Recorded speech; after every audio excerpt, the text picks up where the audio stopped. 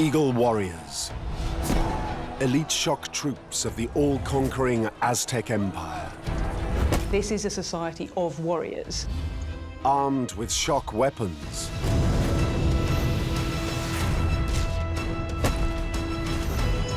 Captives die on the sacred altar. They would literally pluck out your still pulsating heart. Now they face a new kind of enemy from Spain. They had never seen iron weapons. They had never seen horses. Two cultures that must clash. There are no rules. It's kill or be killed. It ends in a bloody battle that will become known as the Night of Tears. People trampling over other people. They're running for their lives. For the Eagle warriors, it is their finest hour. This is certainly their largest military victory.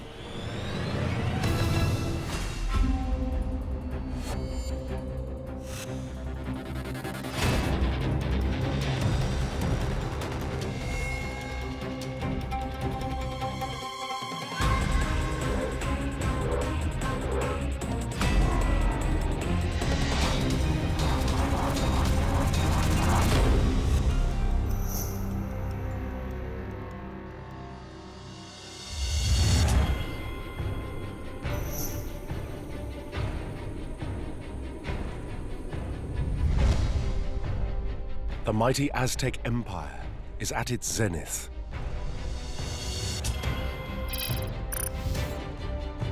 They came from the north. In less than 200 years, they ruthlessly conquer a wide swathe of Central America. The Aztecs have to be absolutely ruthless, and they have to use violence in ways which intimidate local societies. One by one, they knock out every nation that stands in their way. The Aztecs were great warriors who were very good at battle.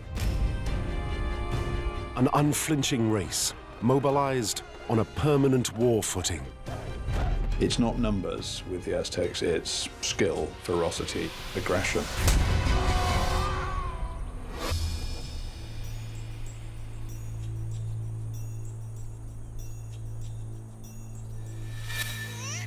Aztecs are literally born to fight.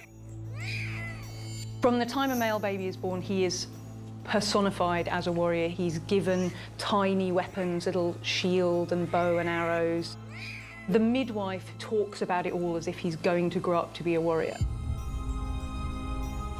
After the birth, a seasoned warrior takes away the baby's severed umbilical cord. He then buries it on a blood-soaked battlefield. And this was a symbol of hope that the young boy would then aspire to and become a great warrior in his own right.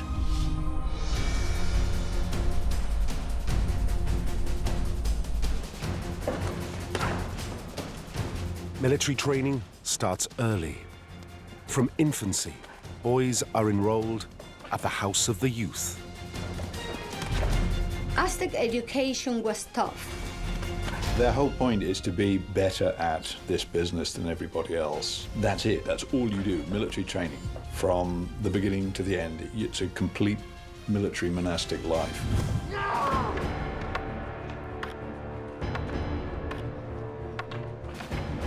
Battle-hardened veterans are assigned to the novices. Their job? To turn boys into killing machines.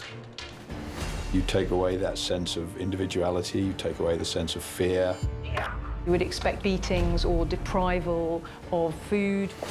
You spend a lot of time drilling these people into automata, so that when they get to battle, they're not thinking, is this the right thing to do? There's the enemy, I hit him. That's my job.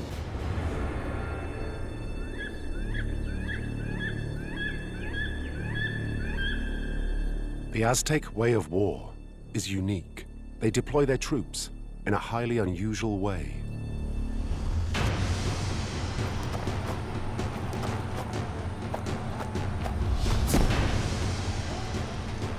When the Aztecs went to war, they went to war to capture prisoners. The object is to hurt, maim, capture, but it's not to kill. They didn't kill in battle. The idea was to capture a prisoner. Being able to bring those captives back with you was a sign of great achievement.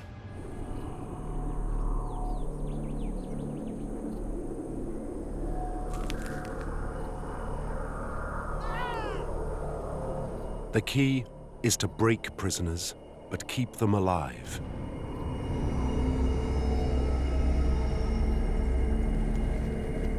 They are needed for a higher purpose.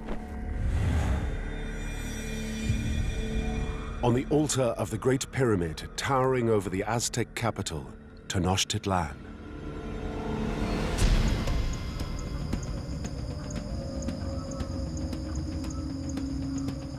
the captive would climb up the steps of the pyramid.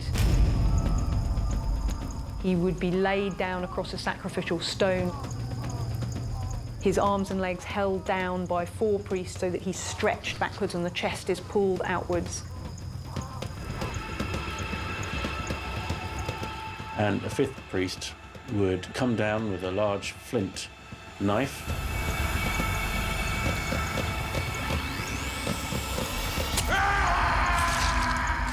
and cut open your abdomen, reach inside and literally pluck out your still pulsating heart.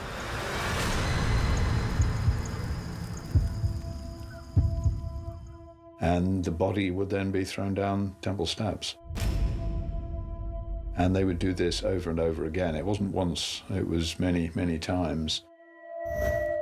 the ritual of human sacrifice terrifies other nations and intimidates them into submission. The scale of human sacrifice is truly astounding. And it's much debated, but some people think that up to 50,000 people were sacrificed every year.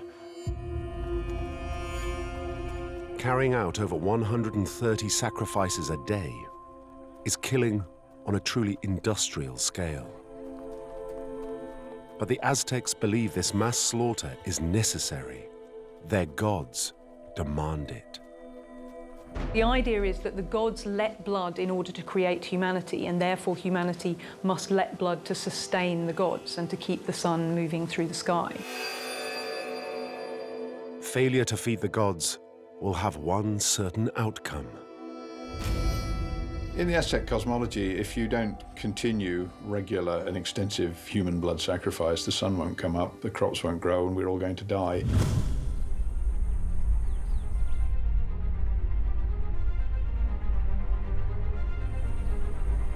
Whether for spiritual or political reasons, the Aztecs believe human sacrifice is an existential necessity. It is so crucial that the empire develops a dedicated corps of special forces, trained to deliver captives, and lots of them. These men are called the soldiers of the sun. They are the Eagle Warriors.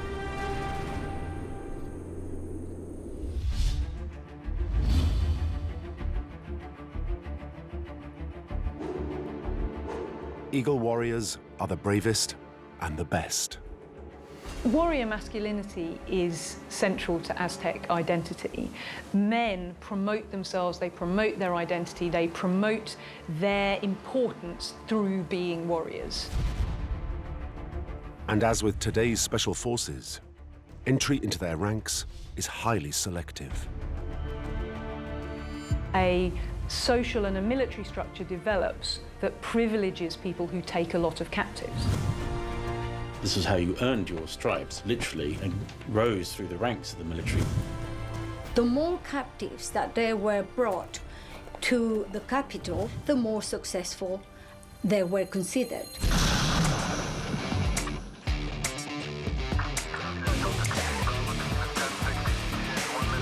Today's modern armies all have their very own warrior elites. Units such as the Special Air Service, Navy SEALs, and Delta Force all train recruits not only to kill, but also to take the enemy alive.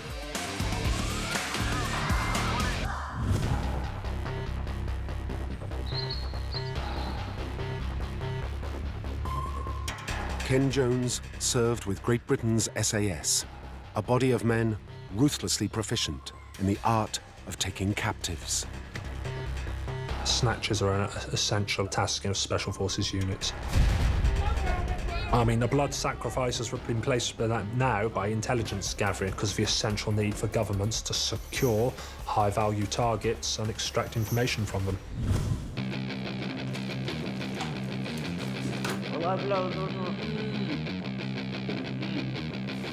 And as it was for the Eagle Warriors, today's snatchers need a high degree of skill and courage.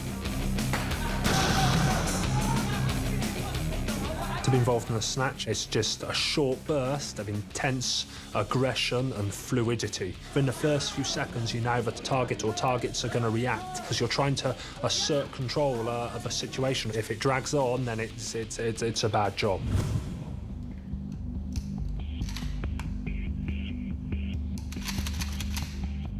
Eagle Warriors don't have the sophisticated weaponry available to today's special forces. But they are kitted out with a range of arms designed to not only kill, but also incapacitate, stun, and immobilize.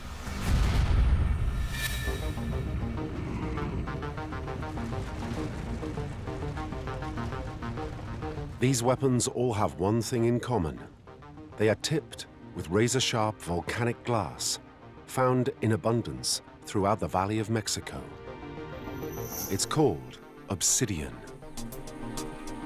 Obsidian can be harder than steel and much stronger in compression, but it's very, very brittle. So obviously you can't make a long sword out of it.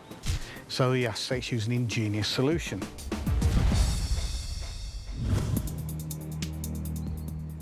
This is the macahuitl, which is the Aztec equivalent of a sword.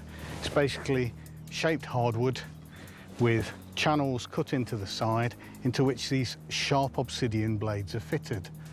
This gives a razor-sharp cutting edge to a heavy club-like weapon. Struck on the skull, it would cut through flesh and muscle and sinew, smash the skull, destroy the brain. You'd be dead almost instantly.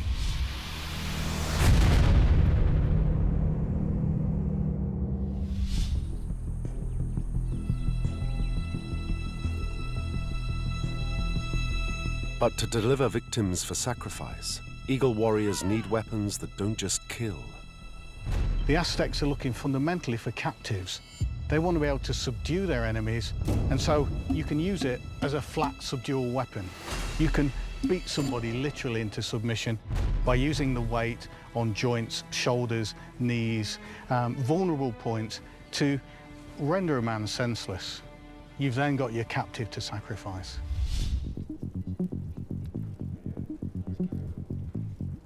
The Aztecs also use obsidian to make a wide range of dart and arrowheads. They are lightweight, hard, and incredibly sharp. But these are worthless without a means of delivery. And in this case, the Aztecs used one of the simplest and most primitive forms of delivery, and that's this, the atlatl, or dart thrower. It's basically just a long piece of wood. In this case, it's been selected from a branch for its curve, so it fits the hand. And then a slot and notch is cut in to take the dart. It's very simple physics. All the atlatl does is extend the length of your arm, and that doubles the force I impart to the dart.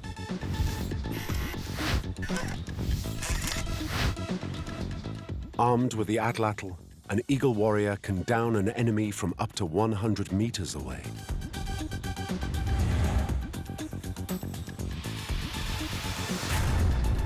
If they strike in the throat or the heart if you're unarmored, then they're going to kill.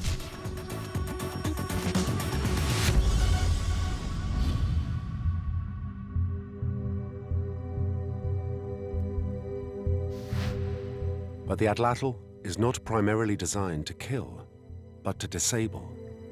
Their biggest effect is going to be to incapacitate and as a nuisance. In arms and legs, they're going to render the limbs useless. You can't run away, you can't fight back. You're injured, but you're not dead.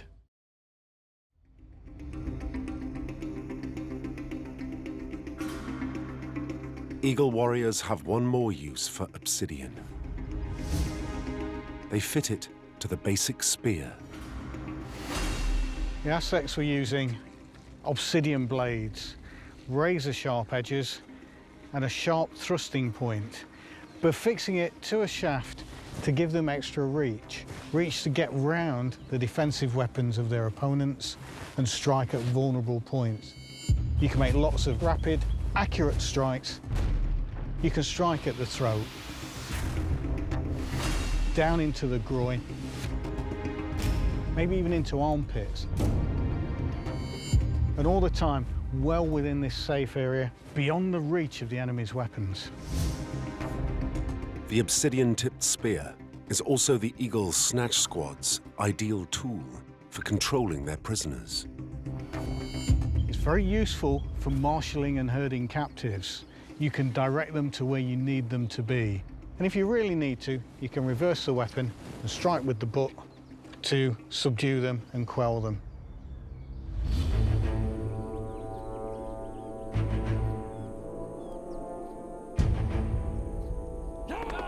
Armed with their extensive range of weaponry, the Eagle warriors have come to dominate Central America.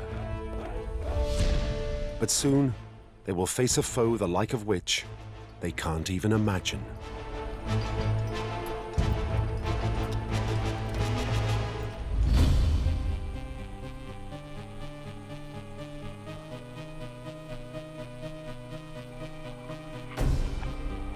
It all begins with a series of strange events in the Aztec capital, Tenochtitlan. Montezuma is now in the 17th year of his reign. He presides over an empire that has never been bigger and never been stronger. But this all-powerful ruler is a deeply worried man. The Aztecs were a culture that believed in omens, and there were 12 omens indicating that some kind of terrible catastrophe was going to happen. Streaks of fire are seen shooting across the night sky. It is reported water in the lake surrounding the city has suddenly bubbled and boiled over. For no apparent reason, temples have suddenly caught fire and burnt to the ground. It's hard to imagine what they would have made of this other than being pretty terrified.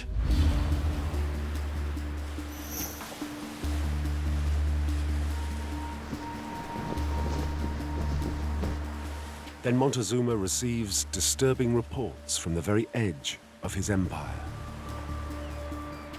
A mysterious force of what are described as floating castles have been spotted approaching the east coast. Strange men come ashore. They have white complexions, wear bizarre outfits, and are armed with unknown powerful weapons.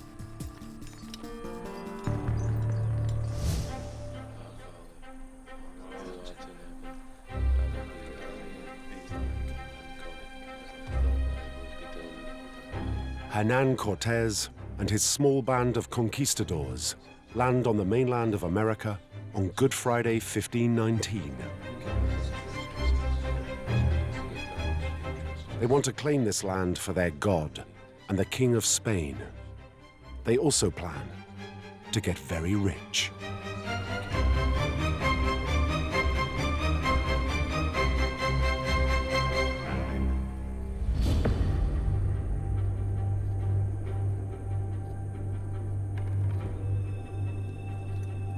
But the Spanish are being tracked.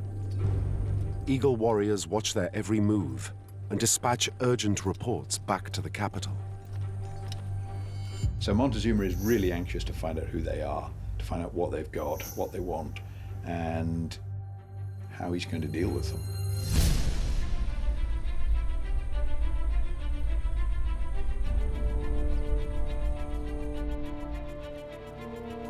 The emperor assembles his full war council to work out a plan of action. Montezuma would have been surrounded by his closest and most senior advisors. Many of the senior councils were comprised of senior military figures, so eagle warriors would almost certainly have been part of those councils.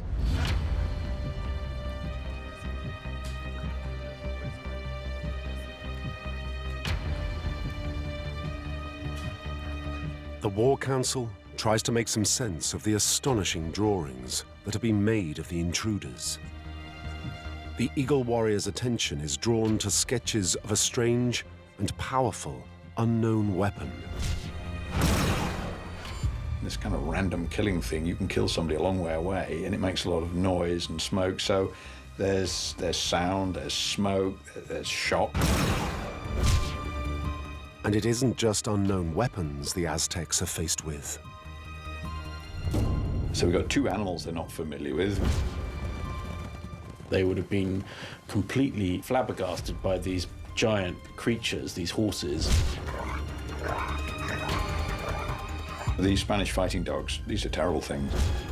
They had never seen horses, they had never seen dogs trained to kill. So there's a lot of shock. There's a lot of, technology, anxiety comes in here. What is all of this?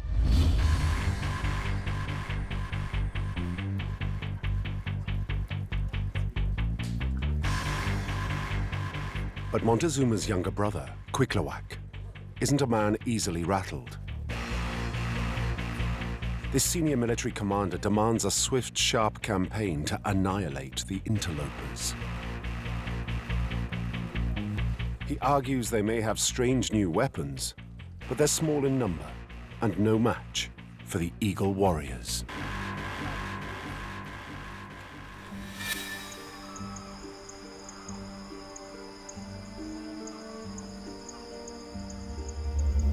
But the Aztec world is dominated by religion. As the ultimate theological leader, Montezuma is determined to find a spiritual explanation for the arrival of this strange force. And it's the Spanish helmet his spies have acquired that catches his attention.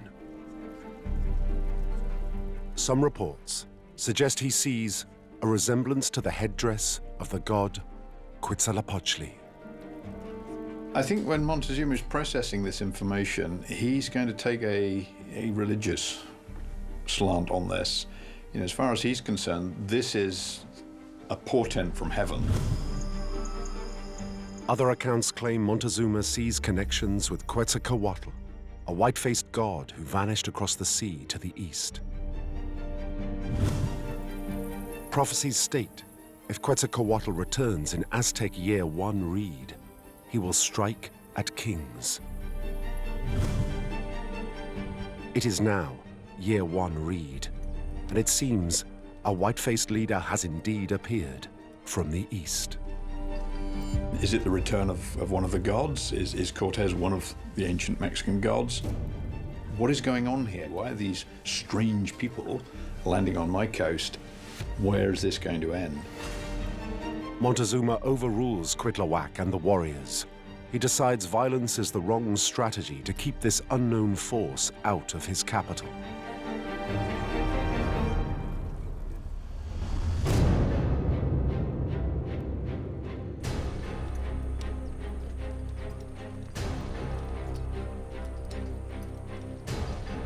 Ambassadors have suggested that there is one thing that these strangers value above all: gold. And so Montezuma makes the decision to buy them off. Cortes was presented with beautiful gold presents. It's the last thing Montezuma should have done. They thought, well, this is interesting. We're onto a good thing here. We want more of this. The Spanish just keep coming, heading straight for the Aztec capital. The more Montezuma promises them, the more they understand must be there. If he can give us all of this, what else has he got? That's how he ends up with Cortes on his doorstep.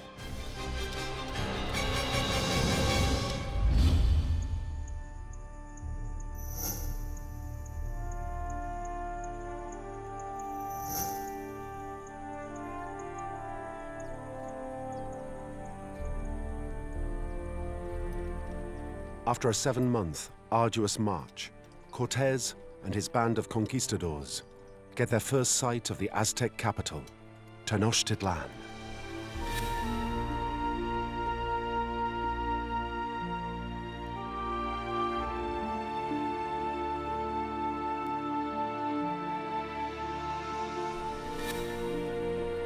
They have never seen anything like it. It's only when they get to Tenochtitlan they can see the sheer scale of what the Aztecs have. The conquistadors were absolutely impressed with the beauty of the city of Tenochtitlan. A city surrounded by buildings built on a lake with overlooking volcanoes, covered with snow. The awestruck Spaniards make their way across the causeway separating the capital from the mainland. It is almost certainly the largest city any of them have ever seen, perhaps 250,000 people. A city bigger and better than those of Seville and Granada.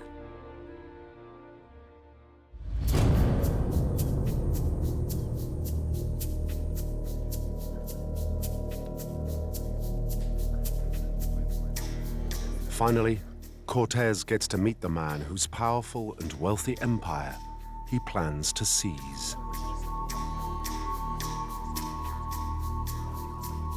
Spanish accounts state there was now an exchange of gifts with Montezuma. Historians disagree over whether Montezuma receives Cortés as a god or as a respected ambassador of a mighty foreign empire. However, there is no doubting that the emperor now rolls out the red carpet for the conquistadors. Montezuma was giving the best he could offer to Cortés and to his soldiers. He offered the palace of Axayacatl. The Spaniards were very welcomed by the Mexican king.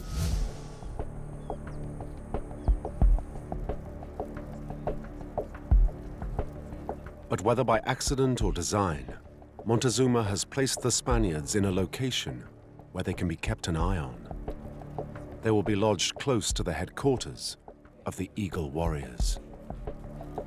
Where Cortés was staying, which was in a former ruler's palace, is very near to the Eagle precinct. In all likelihood, he would have been aware of the Eagle Warriors simply because they were some of the most prominent figures in society. The Eagle Warriors are now eye to eye with the Spanish and leave them in no doubt as to what their job is in the Aztec Empire.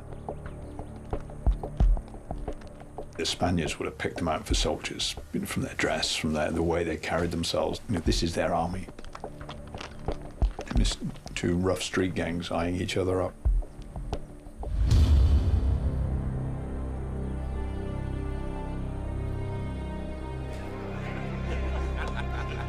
But the Eagle Warriors are mystified by the behavior of the Spanish soldiers in their midst. They appear more interested in grabbing gold than posing any real military threat. Furthermore, the Eagles have the conquistadors outnumbered and contained in their palace compound. What the Aztecs don't understand yet is just what sort of man they have let into their city. There's no doubt that Cortés was a very clever, strategic thinking soldier. He realized that they were in a very difficult situation, but he also realized that there were enormous riches and rewards to be had by staying put.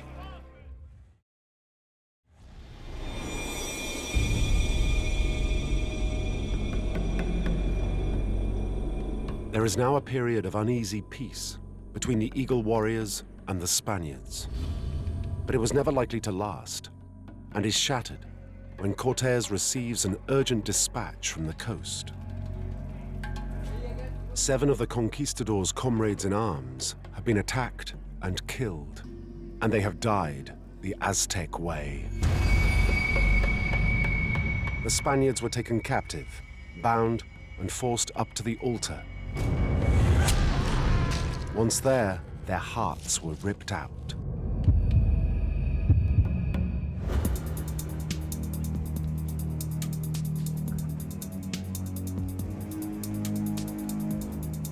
The conquistadors are appalled at the news.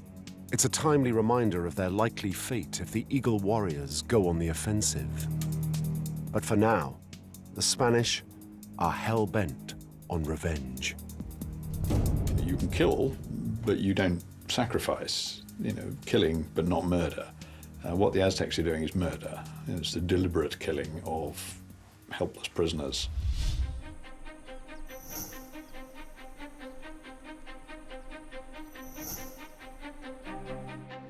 But the canny Cortes channels his men's anger in a clever way. He leads an armed deputation to the royal palace. He wants to seize himself a hostage, and not just any hostage. One of the masterstrokes that he had was to carry out the kidnapping of Montezuma. Cortes was very clever because he was saying, it's not me that wants to keep you here. I would let you go back today if I could, but it's all my captains that they're crying for your blood. I'm really looking after your best interests. It's unclear why Montezuma finally does give in to the threats of Cortes. But comply he does, and the mighty emperor allows himself to be marched off and placed under effective house arrest. In order to use Montezuma effectively as a puppet ruler, though, there has to be a degree of consent. And whether that's obtained through fear or through a need for cooperation is hard to tell.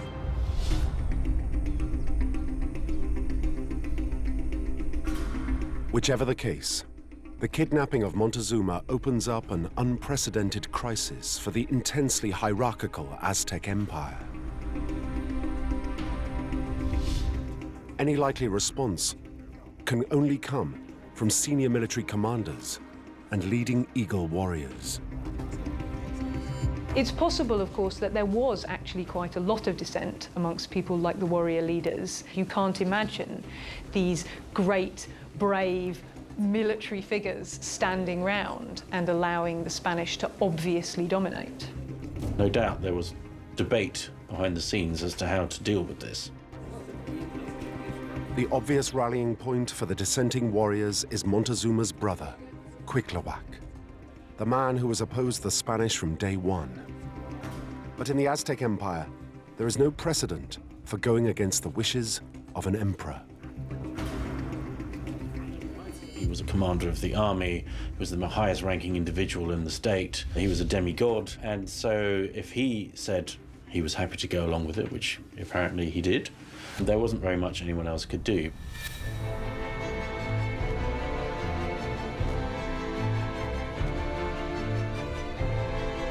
To add insult to injury, Cortes now demands the keys to the Totocali, the empire's vast treasure house.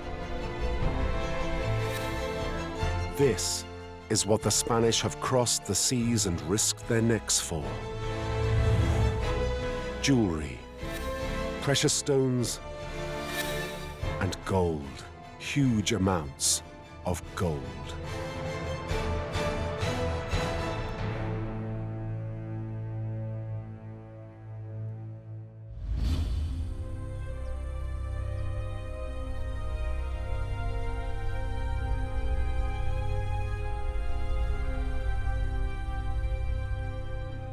With Montezuma's consent, Cortes now controls the city and effectively nullifies the Eagle warriors.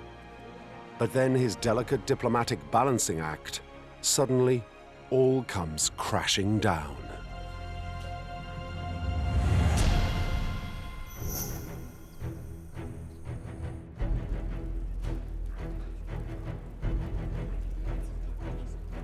Cortes returns from a mission to the coast to find Tenochtitlan in open revolt. He comes back to the city and is very unhappy to find his troops besieged and starving in the palace where they'd been staying. Cortes had left the city in a state of uneasy peace, but now returns to bloody mayhem. Alvarado, who he'd left in charge, is a rather blunt instrument, to put it mildly, and he obviously has instigated an outright battle where Cortés hadn't wanted one. Alvarado has led a massacre of up to 1,000 high-ranking Aztecs, including senior Eagle warriors, at a religious festival in the main temple. In the middle of this festival, he decided to attack and massacre the participants, which caused huge consternation and disquiet in the city, as you can imagine.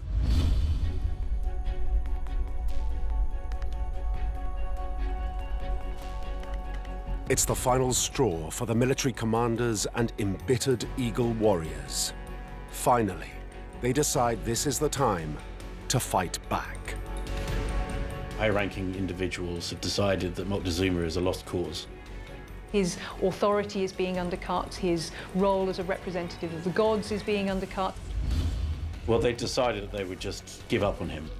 They replace him even though he's still alive, and that's almost unheard of. For the Eagle warriors, there is only one contender for the top job, the hero of countless wars, Cuitlawak.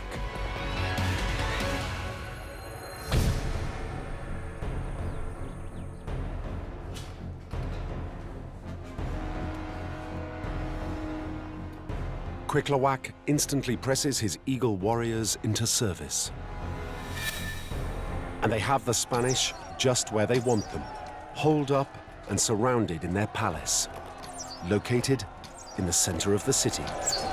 The Spanish are trapped in the palace. They're running out of all the things they need. I don't think we can have any doubt that the Spanish are absolutely in fear of their lives.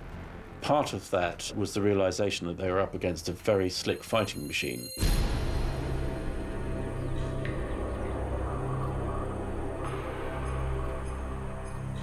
Hopelessly outnumbered, Cortés begs Montezuma to appeal to his subjects to let the Spanish leave the city.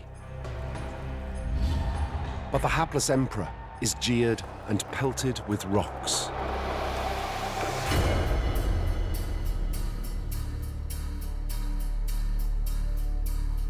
Montezuma is mortally wounded. Cortés now has a grim choice to make. He must either fight against the overwhelming odds or surrender with the inevitable consequences. They slept with their armor on, they slept with their horses saddled and bridled, ready to escape. They knew that they were in a very perilous situation.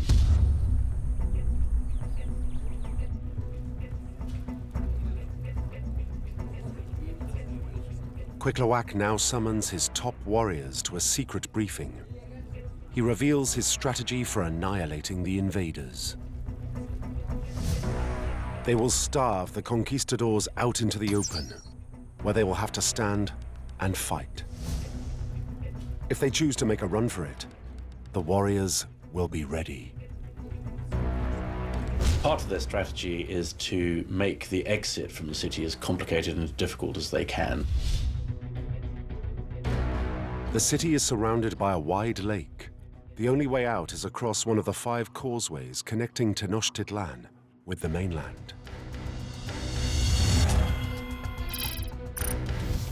The Spanish are besieged in their palace, just off the central temple precinct. The most direct way out of the city is to head west for the Tacuba Causeway and use it to retreat to the mainland. But Cuitlawak has a surefire way of cutting off the escape route and ensnaring them in the city. They remove a lot of the bridges that allowed people to cross over the causeways and the canals.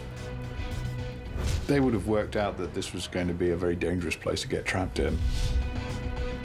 And if the Spanish do manage to make it as far as the breached causeway, the Eagle warriors will be ready to go in for the kill.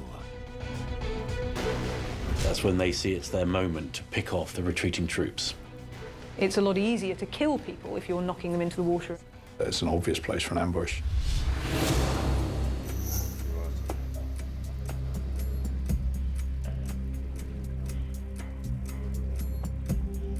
The situation is becoming increasingly desperate in the Spanish compound.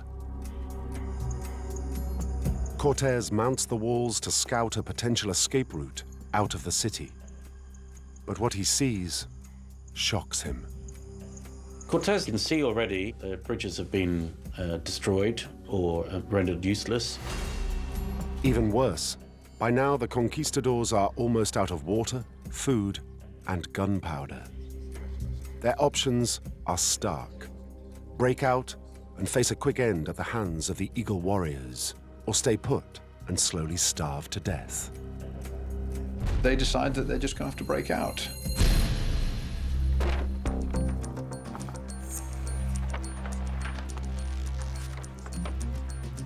Cortes may be trapped, but this Spaniard is not going down without a fight. He orders his men to rip down the wooden beams from the roof of the palace. They lash the spars together. They hope this makeshift bridge will span the gaps in the causeway.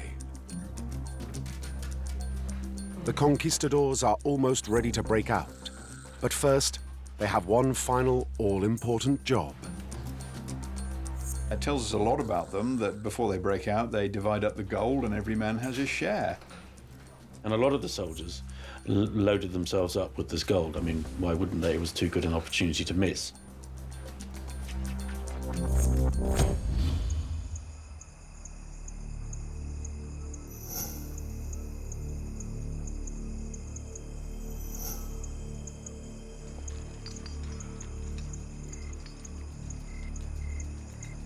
Midnight.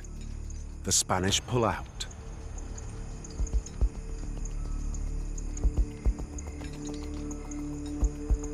Unimpeded, they make their way stealthily through the city and head due west towards the Tacuba Causeway.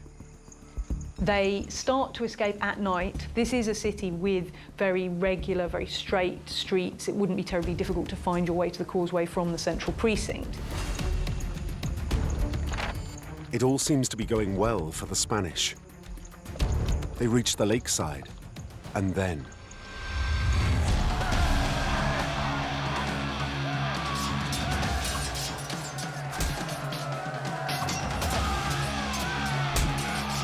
The Mexicans were ready to kill as many Spaniards as they could. The Eagle warriors soon put the portable bridge out of action.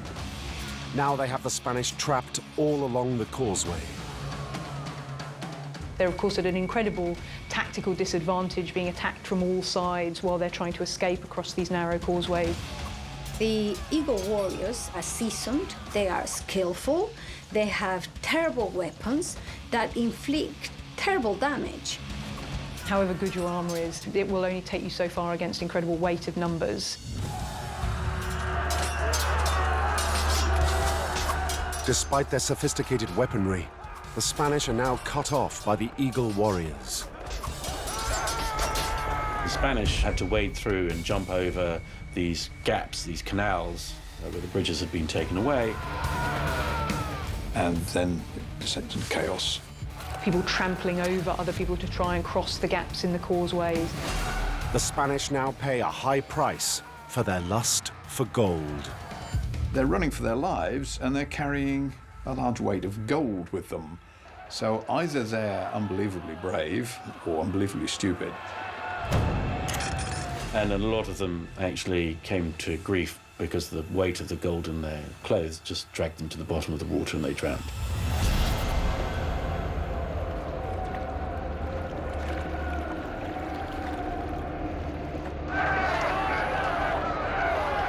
Cortes and a few of his men escape, but many stragglers are rounded up, bound and bundled away by the Eagle warriors. They know exactly what to do with their captives. Spaniards didn't surrender. They were stunned and captured and dragged away.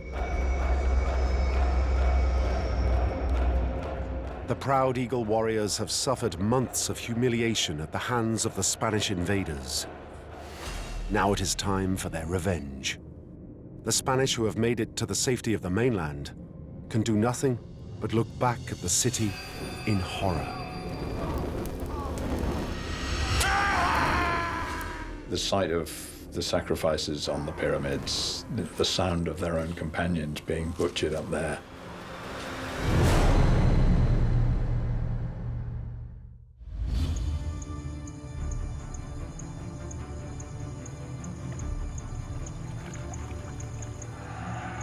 The Eagle warriors have wiped out most of the army of Cortes and retrieved the bulk of the looted treasure.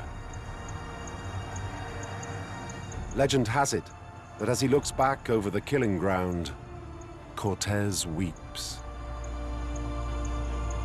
The Spanish call it La Noche Triste, the Night of Tears. But for the Eagle warriors, this is their finest hour.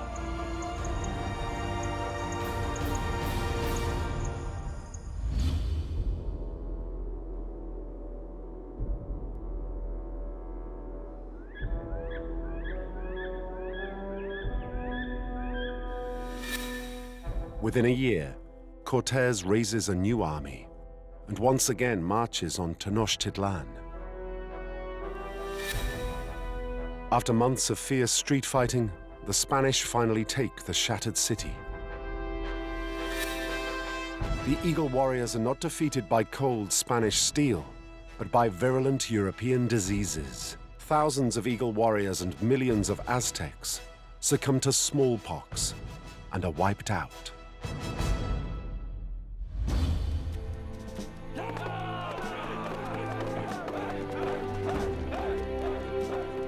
History often dismisses the Aztec warriors as hopelessly ineffectual when faced by the Conquistadors. However,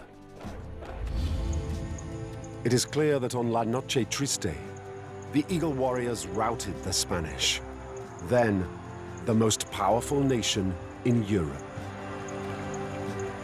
During the period of the Spanish conquest, this is certainly their largest military victory. I don't think there's any doubt that the expulsion of the Spanish from the city following the events of the Noche Triste was a major victory for the Aztecs. The Noche Triste was I think, a tactical victory for the Aztecs. They defeated the Spaniards, but the Spaniards got away. If they'd killed them all, it might have been different.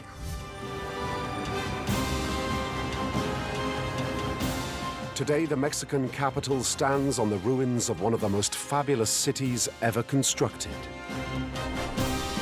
and on the bones of one of the most powerful fighting forces ever raised, the Aztec Eagle warriors.